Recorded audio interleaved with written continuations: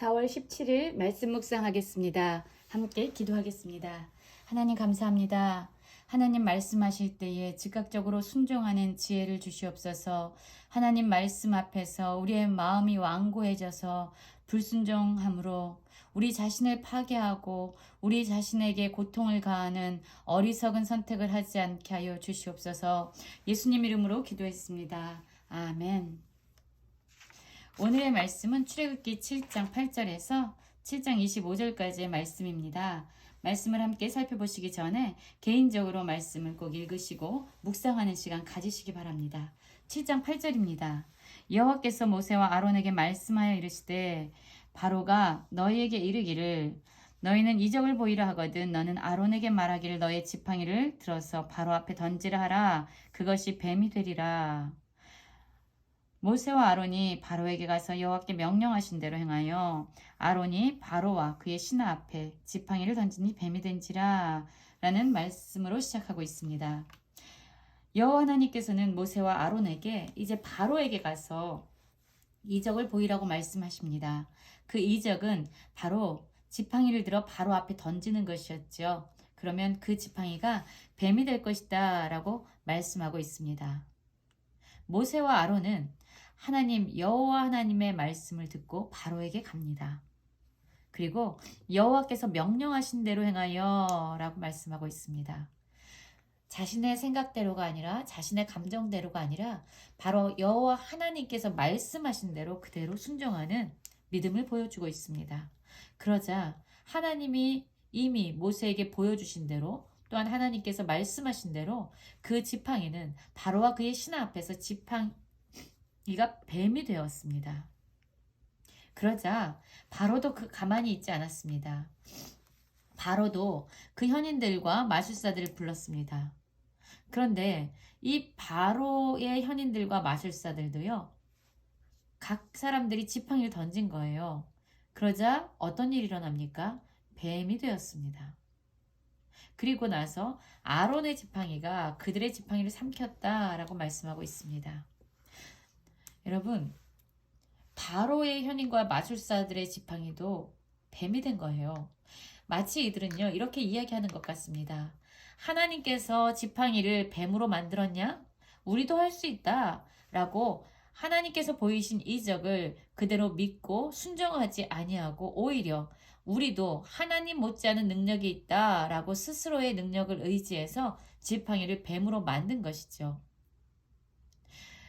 이들이 가지고 있었던 이러한 능력, 이것이 속임이든 아니면 진짜든 상관없이 이들이 가지고 있었던 이러한 능력, 지팡이를 뱀으로 변화시킨 것은요, 하나님의 말씀에 더 귀를 막게 하고 하나님의 말씀에 더 불순종하게 하는 그러한 수단이 된 것입니다. 우리의 삶에도 그런 것 같아요. 하나님이 우리에게 많은 은혜를 주셨고 많은 은사와 능력을 주셨습니다. 그것은 하나님의 말씀에 순종함으로 우리에게 주신 것을 통해서 다른 사람을 섬기라고 주신 것들이에요.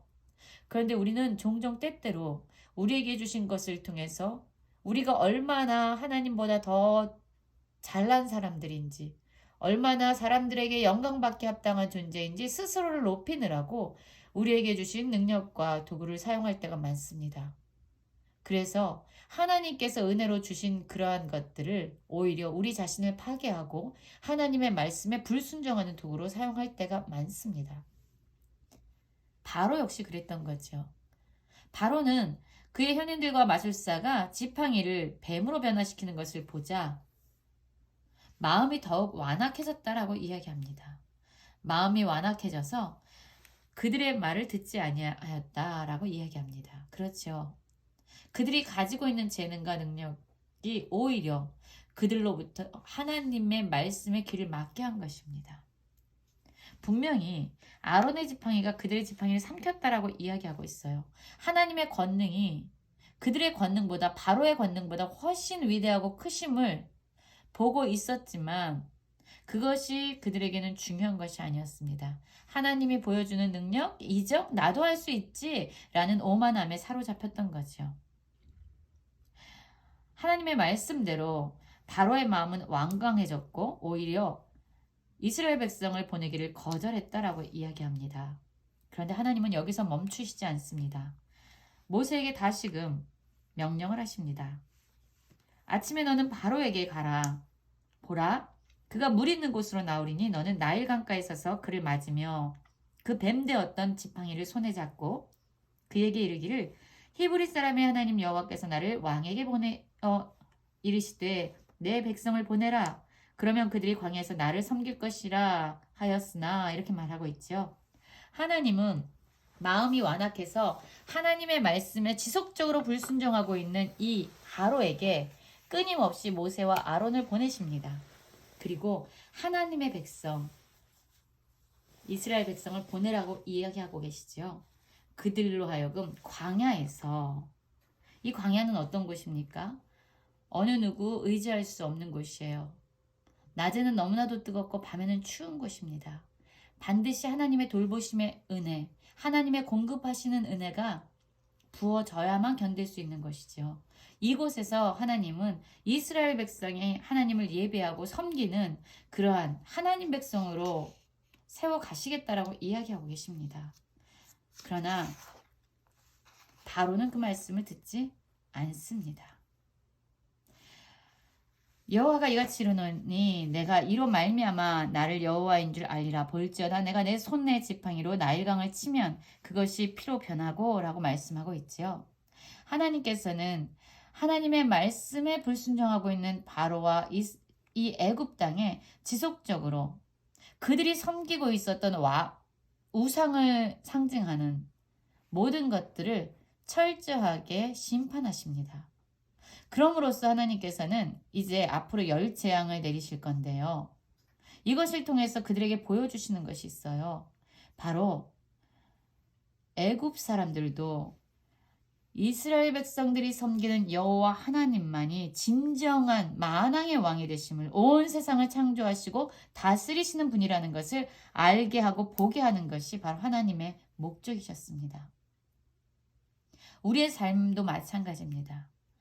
우리의 삶이 어떠한 상황에 부딪히든 하나님은 끊임없이 자신의 모습을 우리에게 보여주십니다. 하나님의 성품을 우리에게 드러내시죠. 하나님의 이 나일강을 향한 심판, 나일강의 물이 피로 변하는 이 심판, 재앙 앞에서 물고기가 죽고요. 이 죽음으로 말미암아 물에서는 악취가 날 것이다 라고 이야기하고 있고, 애굽 사람들은 이제 그 강물 마시기를 싫어하게 될 것이다 라고 이야기하고 있습니다. 사실 이 이집트의 나일강은요, 애굽 사람들에게 엄청 중요한 곳이었습니다. 이 나일강은요, 생명의 젖줄이었고요. 이집트 문명을 일으키는 중요한 수단이었어요. 그래서 나일강은요, 이집트 사람들에 의해서, 애굽 사람들에 의해서 신으로 숭상되는 그러한 강이었습니다. 이 생명의 강, 생명의 젖줄이요, 이제 죽음의 강으로 변화된다는 거예요. 그곳에 물고기들이 죽을 거고요. 그 물에서는 죽음의 악취가 이제 피어날 것입니다. 그래서 애굽 사람들은 그들이 그렇게 사랑하고 좋아하는 나일강 물 마시기를 싫어하게 될 것이다 라고 말씀하고 있습니다. 그리고 여호와께서 모세에게 이르시되 아론에게 명하기를 내 지팡이를 잡고 내 팔을 애굽의 물들과 강들과 운하와 못과 모든 호수 위에 내밀라 하라. 그것들이 피가 되리니 애굽 온 땅과 나무 그릇과 돌 그릇 안에 모두 피가 있으리라 라고 말씀합니다. 그러자 이 모세와 아론은요, 여호와께서 명령하신 대로 행하여 이렇게 말씀하고 있죠. 7장 10절에서도 그렇게 나와 있었어요. 모세와 아론이 바로 앞에 가서 여호와께서 명령하신 대로 행하여 라고 말씀했는데, 또 반복적으로 이 말씀이 계속적으로 이어지고 있습니다. 모세와 아론은 이제 더 이상 여호와 하나님의 말씀을 의심하거나 불평을 쏟아내는 것이 아니라 하나님께서 말씀하시면 그 말씀하신 대로, 명령하신 대로 순종했다라고 이야기하고 있습니다. 순종의 사람들이 된 거죠. 그리고 말씀대로 바로와 그의 신하의 목전에 가서 지팡이를 들어 나일강을 치니 그 물이 다 피로 변했다라고 얘기합니다. 생명의 강이 죽음의 강으로 변화된 것입니다. 이로써 이제 이집트 애굽 사람들은 뭐를 알게 되는 겁니까? 이 세상에 생명을 주관하는 분은, 생명과 죽음을 주관하는 분은 바로 이스라엘 백성들이 섬기는 여호와 하나님이구나를 깨달아 알아야만 합니다. 이 생명의 강이요, 고기가 죽고 악취가 나는 죽음의 강으로 변화된 것입니다. 그런데 22절을 보면은요, 애굽 요술사들도 자기들의 요술로 그와 같이 행했다라고 이야기합니다. 하나님께서 모세와 아론을 통해서 나일강의 물을 피로 만든 이 사건을요, 애굽 요술사들도 그대로 따라했다는 거예요. 그것을 보자 바로의 마음이 완악해져서 그들의 말을 듣지 아니하였다라고 말하고 있습니다. 여러분, 바로가 정말로 생각해야 될 것은요, 그 땅을 안전하게 보존하는 것이었습니다. 그가 다스리는 백성들을 평화롭고 행복한 삶을 살도록 하는 것이 바로가 이집트 애굽의 왕으로서 해야 될 직무였어요. 그런데 지금 바로는요, 전혀 그가 다스리고 있는 자기 백성에게 관심이 없습니다.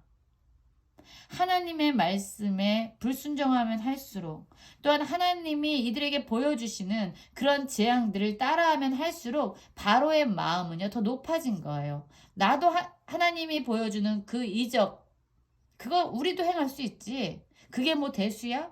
라고 이야기하면서 하나님을 계속 거부하고 있어요. 그런데 바로가 이렇게 하나님을 따라 이적을 행하면 행할수록 바로가 다스리는 이 이집트의 백성들, 애굽 백성들은요, 더 심한 고통 가운데 지금 들어가고 있는 것입니다. 바로가 하나님을 따라 행하는 모든 이적은요, 자신을 파괴하는 일밖에 되지 않았어요.